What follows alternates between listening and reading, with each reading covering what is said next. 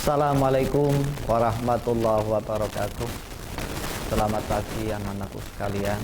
Kelas 9, selamat berjumpa kembali dengan materi pembelajaran pendidikan agama Islam. Semoga anak-anakku sekalian dalam lindungan Allah Subhanahu wa taala diberikan rahmat, taufik, hidayah pada kita semua, dan khususnya pada anak sekalian. Semoga tetap sehat dan tetap diberikan iman dan Islam. Amin. Allahumma amin. Baik anak-anak sekalian, untuk memberikan waktu, mari kita mulai pembelajaran PAI. Namun sebelumnya mari kita bersama-sama berdoa. Bismillahirrahmanirrahim. Raditu billahi rabba wa bil islami dina wa bi Muhammadin nabiyya wa rasula. Rabbi zidni ilma warzuqni fahma. Amin rabbal alamin. Baik, mudah-mudahan dengan doa kita diberikan hidayah oleh Allah Subhanahu wa taala, dan juga diberikan kepahaman dan ilmu yang bermanfaat.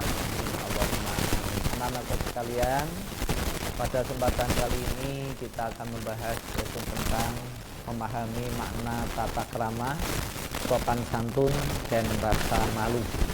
Jadi pada kesempatan ini kita akan belajar, membahas tentang pengertian. Yang pertama, pengertian tata krama. Yang kedua adalah sopan santun dan juga rasa malu. Adapun kompetensi dasarnya yaitu 3.5, memahami makna tata krama, sopan santun, dan rasa malu dalam kehidupan sehari-hari. Dan yang berikutnya yaitu menyajikan contoh tata krama, sopan santun, dan rasa malu dalam kehidupan sehari-hari. Jadi nanti yang kita bahas adalah tentang apa pengertian dari tata krama, rasa malu, sopan santun, dan juga contoh-contohnya di kehidupan yang kita alami setiap harinya. Lanjut. Adapun tujuan pembelajaran kali ini yaitu melalui pembelajaran jarak jauh dengan menggunakan live streaming dan juga WA, peserta didik dapat memahami, menyajikan, menunjukkan, dan meyakini bahwa tata krama, sopan santun, dan rasa malu adalah ajaran pokok agama, serta dapat mengamalkannya dalam kehidupan sehari-hari. Jadi tujuan dari pembelajaran ini adalah anak-anakku sekalian nantinya bisa mempraktekkan di kehidupan alam nyata, kehidupan sehari-hari dengan sopan santun, dan juga dengan tata krama, dan juga dengan mengenal rasa malu. Lanjut. Pengertian tata krama. Tata, anak-anak sekalian, tata krama itu berasal dari kata tata dan krama. Tata artinya aturan, adat, norma, atau peraturan. Sedangkan krama itu sopan santun, perilaku santun, tingkah laku yang santun, bahasa yang santun. Jadi tata itu artinya adat atau aturan. Aturan itu ada aturan adat atau norma atau peraturan. Sedangkan krama itu sopan santun atau perilaku yang santun atau tingkah laku yang santun dan bahasa yang santun. Jadi anak-anakku sekalian, krama itu identik dengan perilaku dan ucapan dan tingkah laku. Lanjut. Dari arti bahasa tersebut, tata krama itu bisa berarti aturan tingkah laku berdasarkan nilai-nilai kesopanan yang islami. Jadi arti tata krama, aturan tingkah laku berdasarkan nilai-nilai kesopanan yang islami. Atau diartikan juga kebiasaan sopan santun yang disepakati dalam lingkungan pergaulan di mana manusia setempat dan berlaku dalam kurun waktu tertentu. Jadi tata krama itu ada yang hubungannya dengan lingkungan.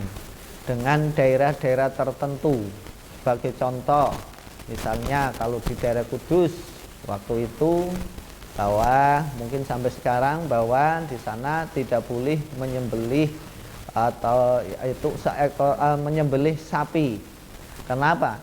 Karena banyak penganut atau di Bali juga tidak boleh menyembelih sapi. Kenapa? Karena banyak penganut yang agama Hindu, yang orang-orang yang beragama Hindu menganggap bahwa sapi itu adalah dewa atau keturunan dewa. Maka di situ orang Islam pun ketika berkurban itu alangkah baiknya kalau yang pakai tata krama tidak berkurban dengan sapi. Itu salah satu contoh kebiasaan sopan santun, walaupun dalam agama tidak dilarang, tapi untuk adat sopan santun dalam adat itu bisa menimbulkan perpecahan sehingga lebih baik dihindari. Lanjut, macam-macam tata krama. Yang pertama adalah tata krama dalam berbicara. Dalam berbicara kita harus sopan santun. Lah, dalam berbicara erat hubungannya sopan santun dalam hal berbicara itu, yang pertama adalah kita harus melihat siapa yang diajak berbicara. Kalau yang kita ajak berbicara misalnya orang yang lebih dewasa, orang yang lebih tua, bahkan orang tua atau sesepuh di desa kita, maka kita harus menggunakan bahasa-bahasa yang santun. Beda dengan ketika kita berbicara dengan sesama teman. Yang kedua adalah kalimat yang dipergunakan. Ini anak-anakku sekalian, banyak anak-anak sekarang itu salah patrap. Banyak ketika kita menyebut untuk sesuatu untuk diri kita, malah kita pakainya bahasa yang tinggi, sementara kepada orang lain kadang malah pakai bahasa yang rendah. Nah, ini yang kadang kita harus perlu pahami. Sebagai contoh dalam bahasa Arab, dalam bahasa Jawa. Dalam bahasa Jawa itu kalau orang tua, ketika orang tua baru mandi, maka kita orang tua ketika mandi itu bukan adus tapi siram. Sementara kalau kita itu baru adus. Itu untuk kita adus, untuk orang lain atau yang lebih tua itu bahasanya siram. Itu sebagai contoh. Itu contoh dari kalimat yang dipergunakan harus sesuai dengan orangnya. Yang tiga, di mana pembicaraan dilakukan. Ini juga tempat itu menentukan ketika kita berbicara. Tidak semua tempat anak-anakku sekalian itu berbicara kita bebas seperti di lapangan. Kalau di lapangan ketika kita menonton voli atau menonton sepak bola, boleh kita sorak-sore, boleh kita bertepuk tangan. Tapi ketika di masjid misalnya atau di musola, kok kamu bersorak-sore seperti di lapangan, alangkah tidak sopan santunnya dan bahkan bisa disebut dengan orang yang tidak tahu diri. Yang keempat adalah tata krama dalam berbicara, yaitu tata cara berbicara. Di antara tata cara berbicara, kita harus melihat, memandang orang yang kita ajak berbicara. Jangan sampai kita ada teman di depannya yang ajak bicara, kita berbicara. Kalau sekarang yang tren itu kita berbicara dengan teman, namun kita sambil melihat HP. Itu alangkah tidak sopannya hal-hal yang seperti itu. Harusnya ketika kita berbicara dengan teman, bercakap dengan teman, HP diletakkan dulu, baru kita berbicara dengan santai. Lanjut, contoh sikap yang tidak sopan.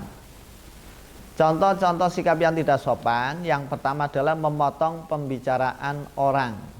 Ketika ada orang lain berbicara, kita potong. Yang kedua, memborong pembicaraan orang. Ini ketika kita berbincang-bincang, hampir teman itu tidak dikasih kesempatan untuk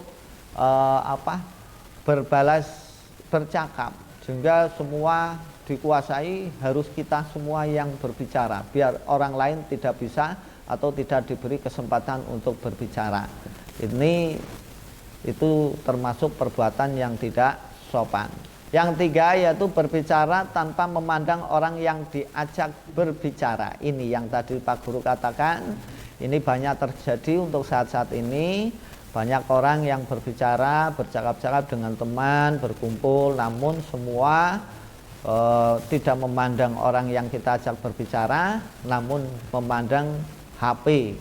Semua memandang HP sambil bercakap-cakap. Ini adalah contoh dari sikap yang tidak sopan. Yang keempat, berbicara kepanjangan tanpa arah, ngalor ngidul.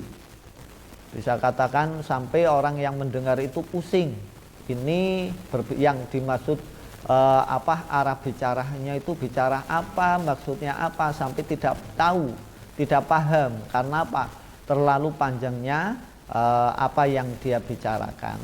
Yang kelima adalah acuh tak acuh terhadap pembicaraan teman bicara. Jadi cuek. Silakan mau bicara ya silakan, tidak mau bicara silakan, yang penting saya main game. Ini termasuk tidak sopan. Kalau dipanggil bilangnya cuma lah, itu termasuk tidak sopan. Lanjut, tata krama berkomunikasi di media sosial. Ini perlu kita pahami. Yang pertama adalah tetap mengedepankan sopan santun. Jadi tata krama berkomunikasi di media sosial itu sama dengan berkomunikasi di dunia nyata.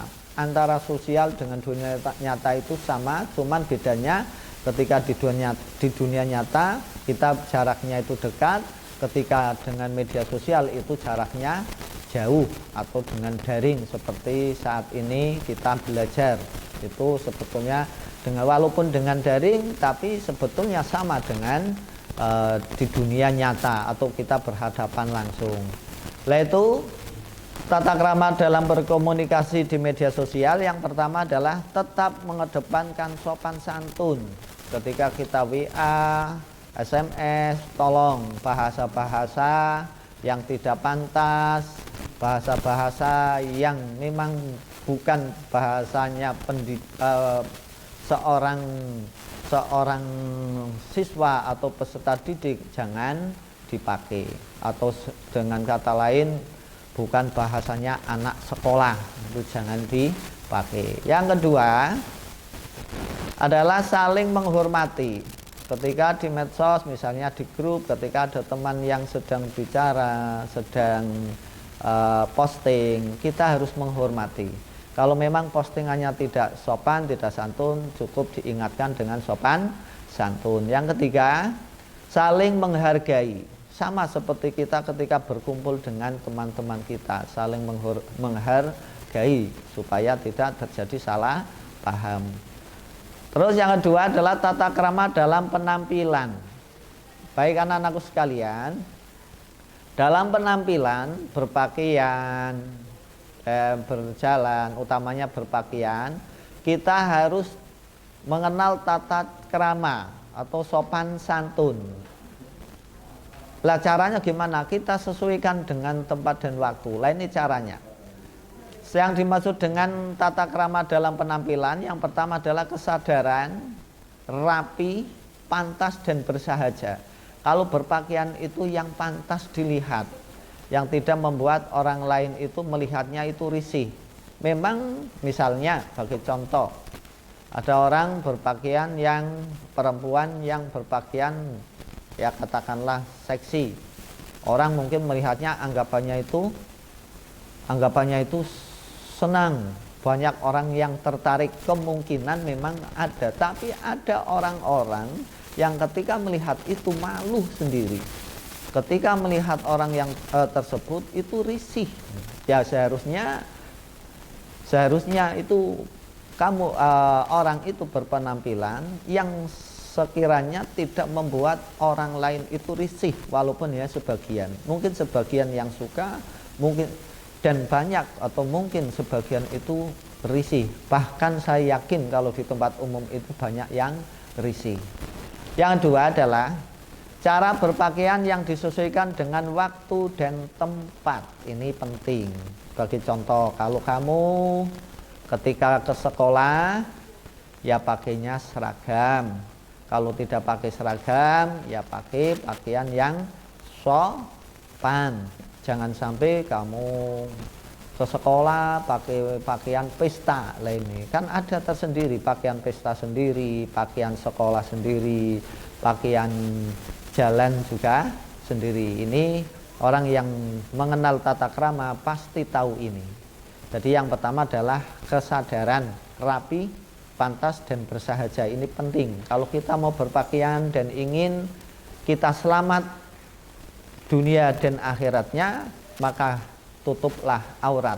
Karena penampilan ini, berpakaian ini adalah termasuk menutup aurat. Sementara auratnya laki-laki itu dari pusar sampai ke lutut. Auratnya perempuan adalah seluruh badan. Ketika di luar sholat adalah seluruh badan kecuali dua mata. Lanjut, penerapan tata krama atau lingkungan tata krama. Yang pertama adalah penerapan tata krama di lingkungan rumah. Jadi di rumah itu juga ada tata kramanya tersendiri. Misalnya ketika kamu ada tamu harus bagaimana pakaiannya atau berbicaranya. Ketika di jalan di luar rumah tapi tidak terlalu jauh, bagaimana berpakaiannya, bagaimana kita berbicaranya, utamanya dalam berpakaian ini, utamanya perempuan untuk saat ini.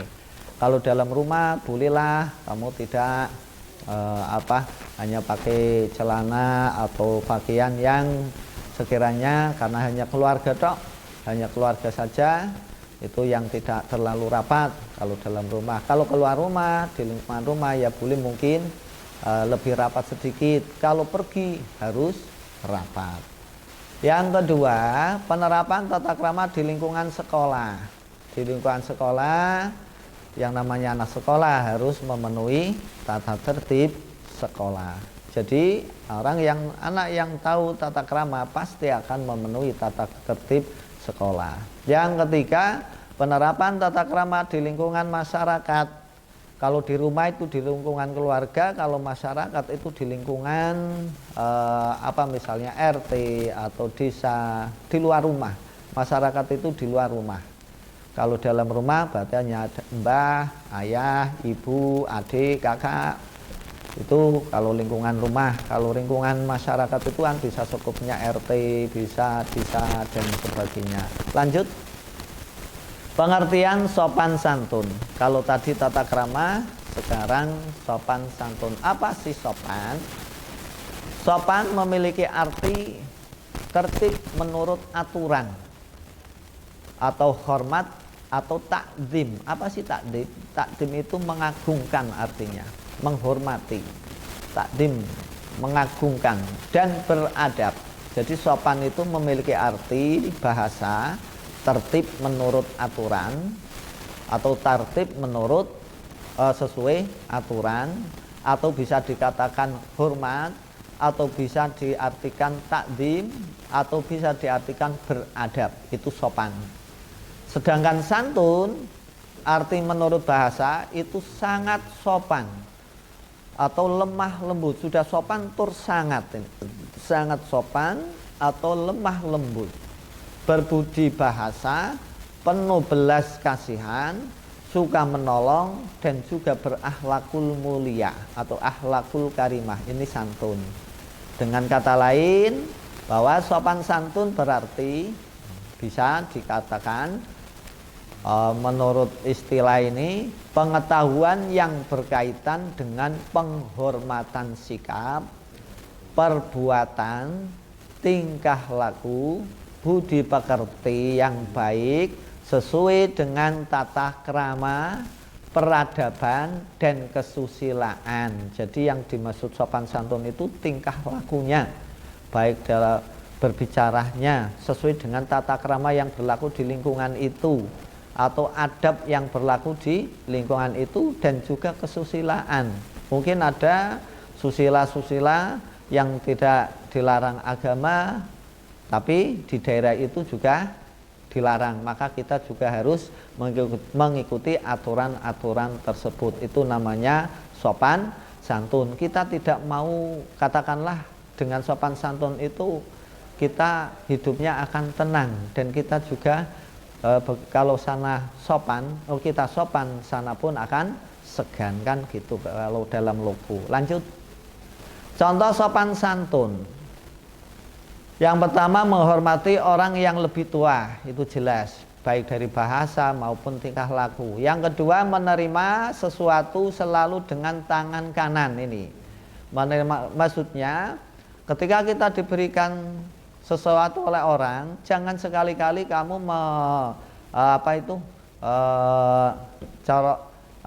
kita itu pakai menerimanya itu dengan tangan kiri, maka kita harus menerimanya dengan tangan kanan. Itu adalah contoh dari sopan santun yang sepele, namun ini luar biasa. Yang ketiga, tidak berkata-kata kotor, kasar, dan takabur. Ini yang sering kita dengar.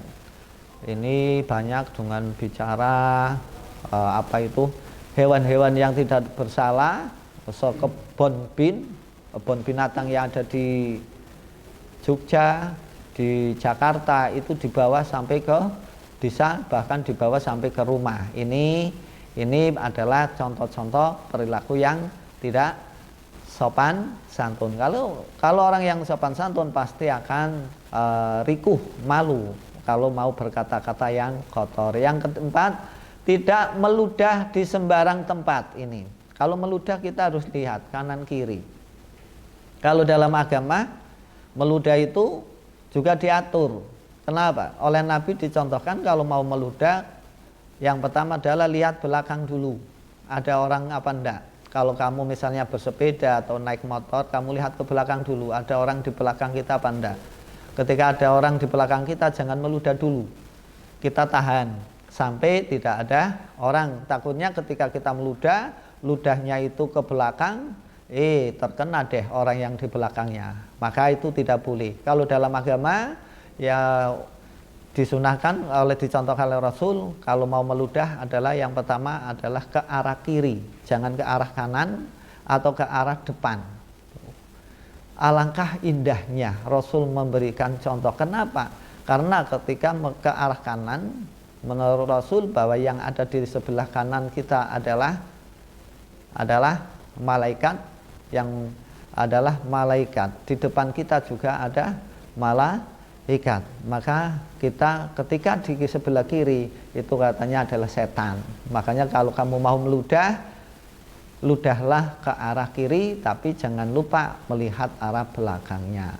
Yang kelima, tidak menyela pembicaraan, tidak memotong sama ini. Dan yang keenam, berpakaian dengan sopan dan santun sesuai dengan adat yang ada. Itu sudah cukup. Lanjut, contoh sikap sopan santun di sekolah. Contoh sikap sopan santun di sekolah. Yang pertama adalah selalu mengucapkan salam kepada bapak ibu guru di sekolah. Yang dua, menghargai pendapat teman di kelas saat kegiatan tanya jawab. Yang ketiga, patuh kepada tata tertib di sekolah. Yang keempat, tidak melawan bapak ibu guru. Ini contoh santun di sekolah. Lanjut, manfaat sopan santun. Yang pertama, dihargai dan dihormati orang lain, rasanya di hati damai, tenang. Yang ketiga, rasa bahagia. Yang keempat, menjaga hubungan baik dan harmonis dengan orang yang ada di sekitar kita. Yang kelima, dipandang sebagai orang yang mempunyai perilaku baik. Itu adalah manfaat sopan santun. Yang berikutnya adalah masalah pengertian rasa malu. Apa sih itu malu? Sering kita ketika disuruh apa itu nggak mau, Pak. Kenapa? Malu lah. Ketika malu, apanya yang malu? Kamu bingung. Nah, apanya yang malu? Kalau yang malu ditutupin, yang malu matanya, ya matanya dicopot aja kan gitu. Biasanya hanya sambil dengan sendaguru. Lah ini apa sih sebetulnya rasa malu? Baik anak-anakku sekalian, yang namanya malu adalah kemampuan diri dalam mengendalikan hawa nafsu jahat yang ada dalam diri. Jadi yang dimaksud dengan malu sebetulnya adalah malu berbuat jelek atau malu berbuat yang tidak sesuai dengan aturan atau norma, baik agama maupun norma adat, norma daerah dan sebagainya. Jadi malu itu kemampuan diri dalam mengendalikan hawa nafsu jahat yang ada pada diri kita sendiri. Lanjut, adapun firman Allah surat Al-Baqarah ayat 83, wa id akhadna mitsaqa bani Israila la ta'buduna illallah wa bil walidaini ihsana wa dzil qurba wal yatama wal masakini wa qulu lin nasi husna wa aqimus shalah wa atuz zakah summa tawallaitum illa qalilan minkum wa antum mu'ridun, yang artinya, dan ingatlah ketika kami mengambil janji dari Bani Israel, yaitu janganlah kamu menyembah selain Allah dan berbuat baiklah kepada ibu bapak, kaum kerabat, anak yatim dan orang-orang miskin, serta ucapkanlah kata-kata yang baik kepada manusia, dirikanlah sholat dan tunaikan zakat, kemudian kamu tidak memenuhi janji itu kecuali sebagian kecil dari kamu dan kamu selalu berpaling. Ini anak-anak sekalian, ayat ini memerintahkan kita untuk satu, berbicara yang baik dan sopan santun kepada orang lain. Lanjut, adapun manfaat tata krama sopan santun, yang pertama membuat kita jadi disegani, dihormati, disenangi orang lain, memudahkan hubungan baik kita dengan orang lain, memberi keyakinan kepada diri sendiri dalam setiap situasi, menjadikan kita dapat memelihara suasana yang baik dan berbagi suasana baik lingkungan keluarga, pergaulan maupun tempat di mana kita belajar. Malu sebagian dari iman. Ini dalam hadis disebutkan an Abi Hurairah radhiyallahu anin Nabi sallallahu alaihi wasallam. Baik anak-anakku sekalian, biar kamu nggak bingung kalau ada tulisan Arab yang kurwal-kurwal kayak gini, ketika Abu Hurairah atau sahabat lain, maka ini bunyinya radhiyallahu anhu. Kalau Nabi, maka sallallahu alaihi wasallam. Qala al-imanu bid'un wa sab'una sub'atan wal haya'u sub'atun minal iman. Rawahu Muslim. Dari Abu Hurairah, dari Nabi, beliau bersabda, iman adalah pokoknya, cabangnya adalah 70 lebih, dan malu termasuk cabangnya iman. Baik. Jadi anak-anak sekalian, malu itu sebetulnya adalah sebagian dari iman. Orang yang tidak malu pasti perbuatannya itu tidak akan melanggar agama. Misalnya sebagai contoh, ketika jalan-jalan dengan laki-laki dengan perempuan, malah berpelukan di jalan, itu kan dasar tidak tahu malu. Orang yang tidak tahu malu pertanda bahwa dirinya itu kehilangan iman. Lanjut, hadis tentang sikap santun dan malu juga dari Ibnu Abbas, anna Nabiyya sallallahu alaihi wasallam qala lil asajil asriyi inna fika haslataini yuhibbuhumallahul hilma wal haya'a.